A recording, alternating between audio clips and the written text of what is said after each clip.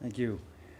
Ladies and gentlemen, distinguished guests, it's a great pleasure for me to be here today to mark the structural completion of the new U.S. Consulate General in Erbil.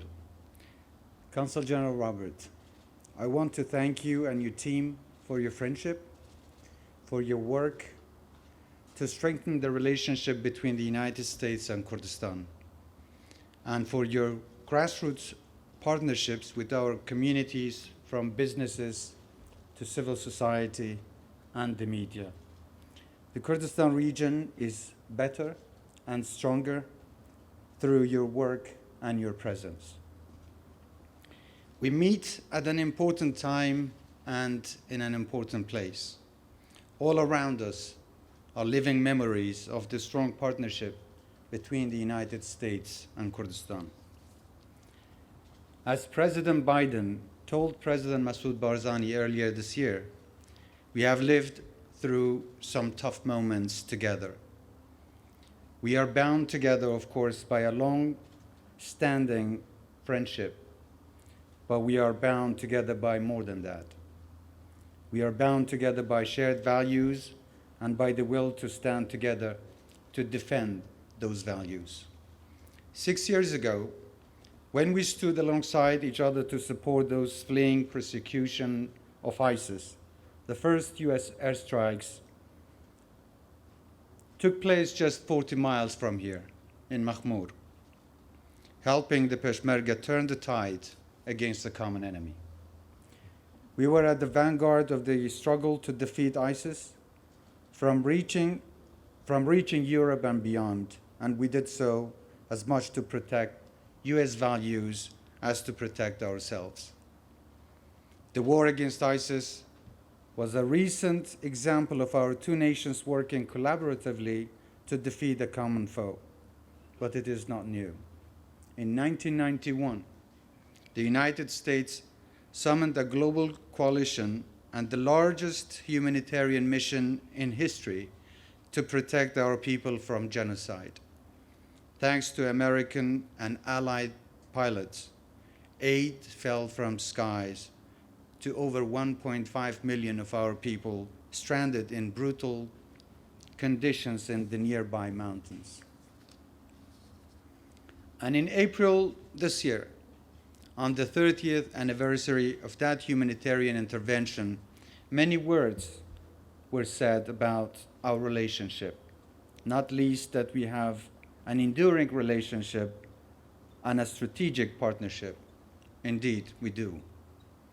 The strength of the bonds established between our two nations has been tested by developments here and beyond.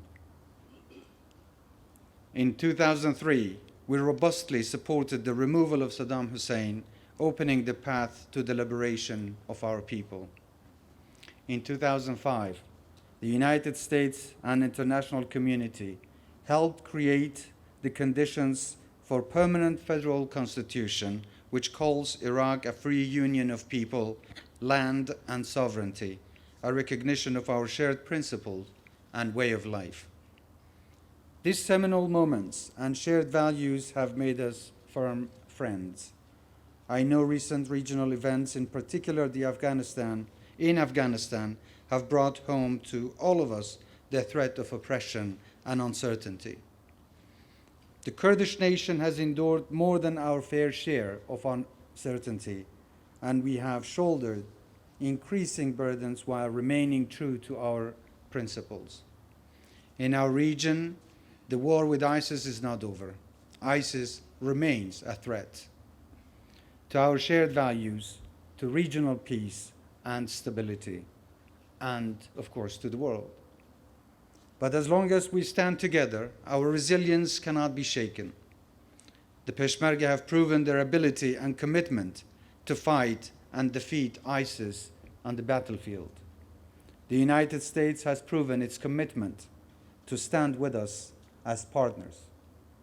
When I urged Ambassador Matthew Tuller earlier this year how important it was to show US public commitment to Kurdistan, he said, well, Mr. Prime Minister, we are building the biggest US Consulate General in the world here in Arbil.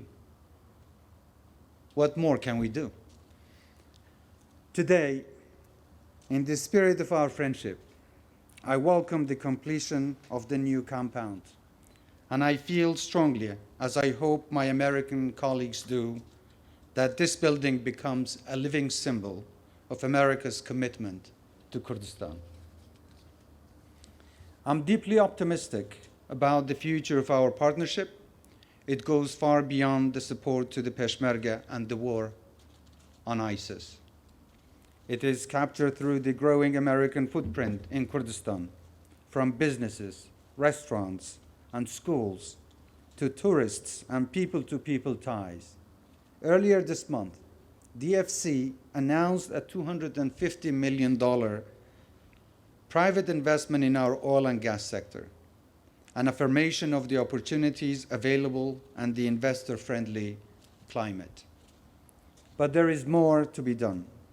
I hope to see more investment in our agriculture, tourism, and industry.